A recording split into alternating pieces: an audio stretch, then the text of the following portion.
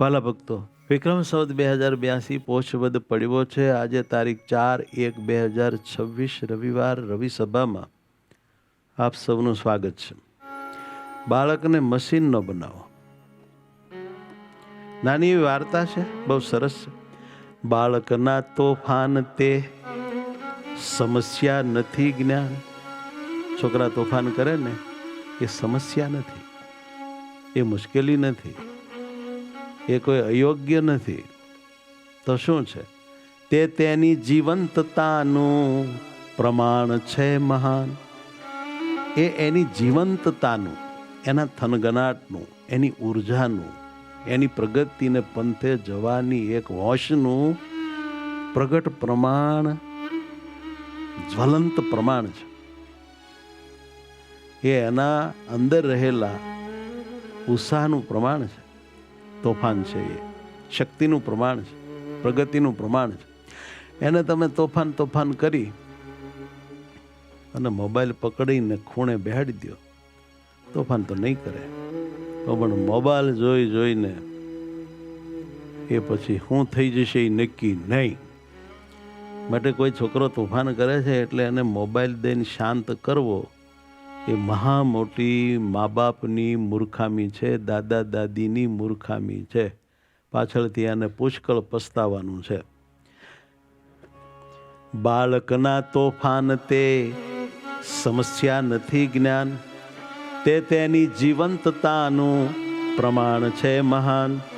જ્યાં વાતું ચીતું ને રમત્યું સુખદ સંવાદ હોય, જ્ઞાન ત્યાં મોબાઈલની જરૂર પડે નહીં કોઈ. સંતો જરૂર પડે નહીં કોઈ.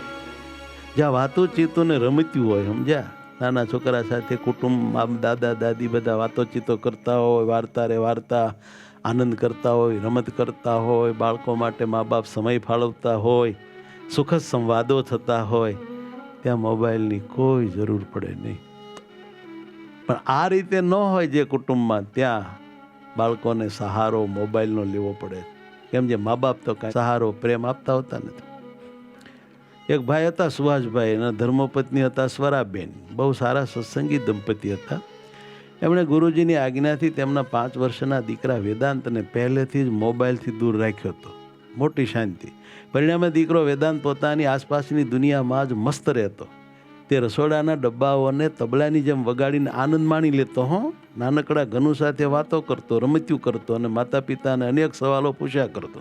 બોલો, જેમ કે ભગવાન જમતા હોય ત્યારે સંતો પડદો કેમ બંધ કરી દેશે, આવું પૂછે. નાનો હતો ને. આપણા ઘનશ્યામ મહારાજ, થીડીના ઘનશ્યામ મહારાજની જેમ બોલતા ચાલતા કેમ નથી? હો, એ ભાઈનું પૂછ્યા કરે. નાનો ખરો ને એને ઉમંગ બહુ. માતા પિતા એના આવા સવાલોથી ઘણીવાર કંટાળી જતા. કંટાળવું ન જોઈએ. આવા જિજ્ઞાસા વૃત્તિથી પૂછાયેલા પ્રશ્નોના યોગ્ય ઉત્તર આપો તો એ બાળક મહાન બને, હોશિયાર બને, પ્રગતિ કરે. પણ ડોહી એવો કંટાળી જાય. એના આવા પ્રશ્ન ગમે નહીં. આ ઇન્ડિયન કલ્ચર છે. પણ પ્રશ્ન પૂછે છે તે સારું છે, એના યોગ્ય પ્રમાણ આપો. ન આવડતા હોય તો બીજા પાસે જાણીને આપો, અથવા તેને કહો કાકાને પૂછજે, ભાઈને પૂછજે. પણ તમે એને હાવ ખોટા તોફાન ન માનશો. એ તો જિજ્ઞાસા વૃત્તિ છે, એ કોઈ તોફાન નથી. એ હોશિયારીની નિશાની છે. એ પ્રગતિને પંથે જશે એવું સૂચવે છે. જેને કાંઈ પ્રશ્ન જ થતા નથી એ તો મૂંઢ જેવો, ગાંડા હાજા જેવો રહેશે. એ કાંઈ લીલું નહીં કરે. પ્રશ્ન પૂછે એમાં કંટાળી જવાતું હશે. આ તે કઈ જાતના મા બાપ હશે? માતા પિતા તેના આવા સવાલોથી ઘણીવાર કંટાળી જતા. વેદાંતના અસંખ્ય સવાલો અને તોફાન હવે તેમને ખલેલ લાગવા લાગ્યા. જિંદગી ભોગની ભોગવવી છે ને એટલે આ બધું નડતર લાગે છે. ક્યારેક તેમને લાગતું કે તેઓ પોતાના જીવનની સ્વતંત્રતા ગુમાવી બેઠા છે. આ છોકરાને આધીન આપણે રહેવું પડે છે. એક સાંજે વેદાંતના ઘરે સુહાસભાઈનો એક મિત્ર હતો, એનું નામ પ્રકાશ, ને એની ડોશી રૂચા, ને એની એક દીકરી હતી મિલી. આ બધા બેહવા આવ્યા. મિલી આવતાની સાથે જ તેની મમ્મીનો મોબાઈલ લઈને ખૂણામાં બેસી શાંતિથી ગેમ રમવા લાગી. તેના ચહેરા પર કોઈ ઉત્સાહ નહોતો. જ્યારે વેદાંત તો તરવરાટથી આનંદ સાથે આમ તેમ રમ્યા જ કરતો. રૂચાબેને વેદાંતની ચંચળતા જોઈને કહ્યું, જે જો અમારી મિલી અમારી મિલી તો બહુ શાંત છે, તેને ફોનમાં ગેમ ખોલીને આપી દઈએ એટલે 2 કલાક ફોનમાં મસ્ત રે મિલી, માથું ખાય જ નહીં, અને અમને 2 કલાકનો ગોલ્ડન આરામ મળી જાય છે. બોલો. વેદાંતના મમ્મીએ ધીમેથી વેદાંતના પપ્પાના કાનમાં કહ્યું, જોયું? જુઓ તો મિલી કેટલી શાંત છે. આપણો વેદાંત જુઓ કેટલો ફેર છે. જો વેદાંત પણ થોડો ફોનમાં વ્યસ્ત રહે તો આપણું ઓફિસનું કામ સમયસર પતી જાય અને સાંજે આપણે પછી હે ને એકબીજાને શાંતિથી સાંભળી શકીએ. બધું સમજી ગયા ને તમે? આને મોબાઈલ પકડાવો ને. આ વાત તેના પપ્પાના મનને સ્પર્શી ગઈ. આ મારો કુસંગ હારો લાગ્યો. ગુરુની આજ્ઞા ગૌણ થઈ ગઈ, ભૂલાઈ ગઈ.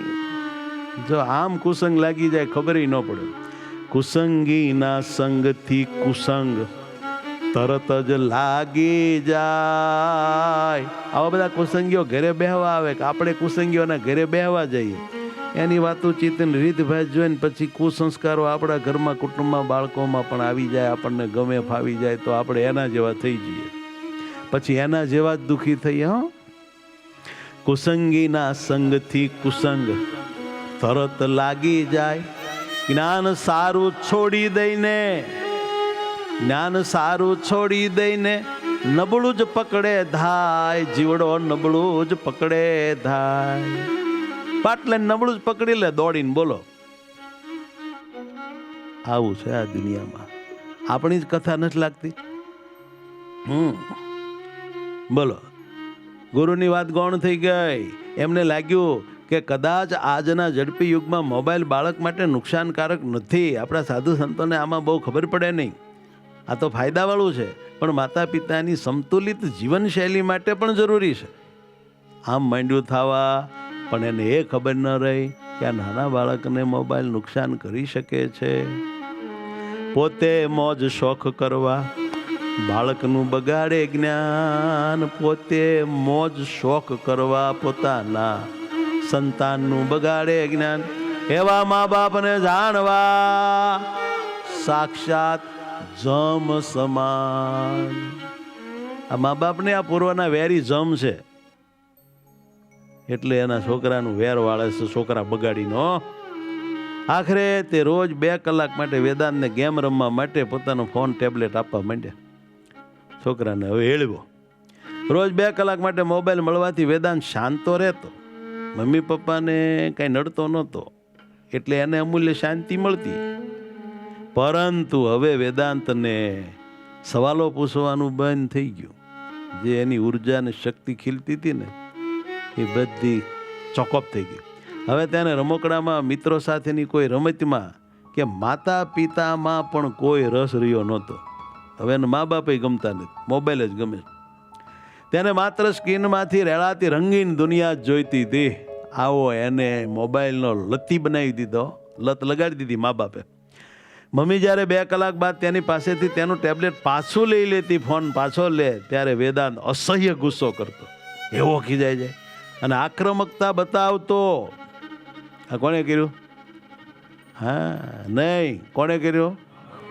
જોજો, ખોટો વાંક કાઢતા નહીં મોબાઈલનો. વાંક મોબાઈલનો નથી, મા બાપનો જ છે. કાં ઘરમાં એવા ડોહા ડોહી હોય લબાડી જેવા, તો છોકરા બગાડી મૂકે. તમે ઓફિસે ગયા હો ને તો વાય, અરે ભાઈ, એવો ખીજાય, આક્રમકતા બતાવો. તે જમીન પર હાથ પગ પછાડતો, ચીસો પાડતો, ધમાલ મચાવતો. આ થયું. એક દિવસ તો ફોન લેવાનો પ્રયત્ન કરતી મમ્મીને તેણે એટલા જોરથી ઉપાડીને લાફો માર્યો, એની મમ્મીનો ગાલ સમસમી ગયો ને આંખમાં આહુડ આવી ગયા. એવો ઉપાડીને વેદાંતે મમ્મીને નાખ્યો. રમવા દેતી નથી કે આમ થયું. અને પછી ઊભો થઈને વ્યો ગયો. એની મમ્મીની સામું પાછું વળીને જોયું નહીં. એના માટે સ્ક્રીન મહત્વની હતી, મમ્મી નહીં. મમ્મી કે હેસીટેસી મોબાઈલ જોઈ બસ. હવે એના મમ્મી પપ્પાને એવું લાગ્યું, હવે એને આટા ખુલ્યા. એમને લાગ્યું કે તેમનો જિજ્ઞાસુ અને આનંદી દીકરો ધીમે ધીમે ચૂપ, આળસુ, લાગણી શૂન્ય અને એગ્રેસિવ બનતો જાય છે. એનું આખું માઇન્ડ ફરતું જાય છે. હવે એને સમજાણું તો ખરું. તેઓ હવે કામ કરવામાં શાંતિ તો અનુભવતા હતા આનો મોબાઈલ પકડાવીને, પણ વેદાંતના બદલાયેલા વર્તનને જોઈને એમની ભવિષ્યની એમને અશાંતિ અતિશય કોરી ખાવા લાગી. વેદાંત તરફથી શાંતિ, પણ વેદાંતનું ભવિષ્ય એને એવું પીડવા માંડ્યું અને અશાંતિ એવું દેવા માંડ્યું કે ઊંઘવા દેતું ને તો કે આવડો શું કરશે એમ. તેઓ તરત પાછા પોતાના ગુરુ પાસે ગયા અને માફી માગી કે ભૂલ થઈ ગઈ, છોકરાને મોબાઈલની લતે અમે જ લગાડ્યો અને પગે લાગીને કહ્યું હવે આનું કરવું હું, મુશ્કેલીમાં અમે આવી ગયા છીએ, આ છોકરાએ અમારી ઊંઘ ઉડાડી દીધી છે, બધું નિખાલસપણે કહ્યું.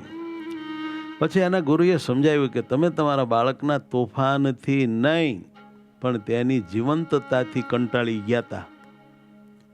એની અંદરની શક્તિ, એની જિજ્ઞાસા, એના બધા તરવરાટ, એનાથી તમે કંટાળી ગયા હતા, તોફાનથી નહીં. તમે એને ફોનમાં વ્યસ્ત રાખીને એક મશીન બનાવી રહ્યા છો. તમે તમારા દીકરાને ફોનમાં વ્યસ્ત રાખીને એક નવું મશીન બનાવી રહ્યા છો. હજી સમય છે, ભૂલ સુધારી લો પ્લીઝ, નહીં તો મશીનને રાક્ષસ બનતા વાર નહીં લાગે. આખું ઘર તોડી ફોડી નાખશે, કાં પોતે અગાશીમાં જ પડીને આપઘાત કરશે. એવી દશા તમારી થાય. સુધારી લો ભૂલ. બંનેને પોતાની ભૂલ સમજાઈ ગઈ.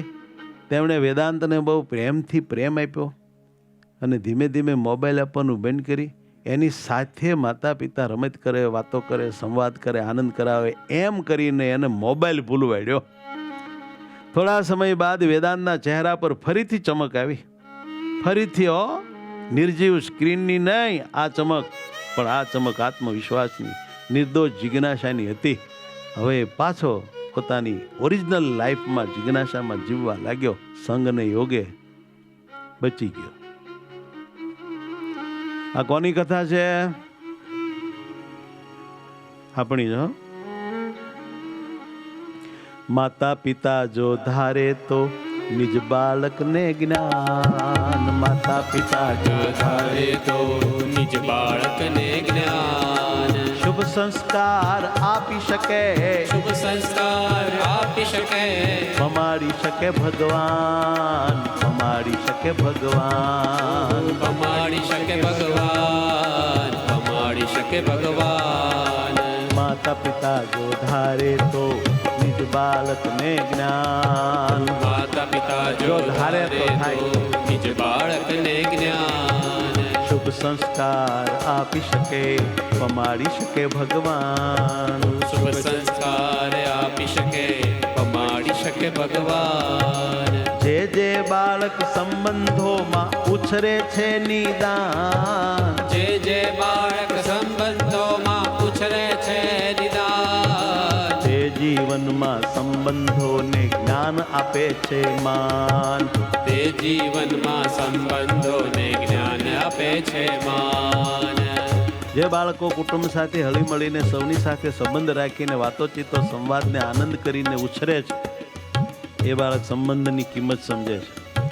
એ બાળક બધા સંબંધીઓને, માતા પિતાને માન આપે છે. હળી મળીને રહેવાની શું શક્તિ છે એ સમજે છે.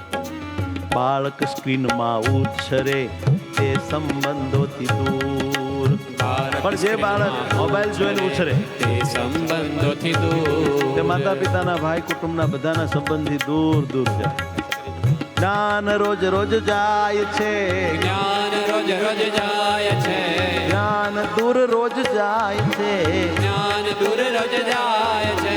નાશ પામે છે નૂર તેનું, નાશ પામે છે નૂર, એ નાશ પામે છે નૂર તેનું, નાશ પામે છે નૂર.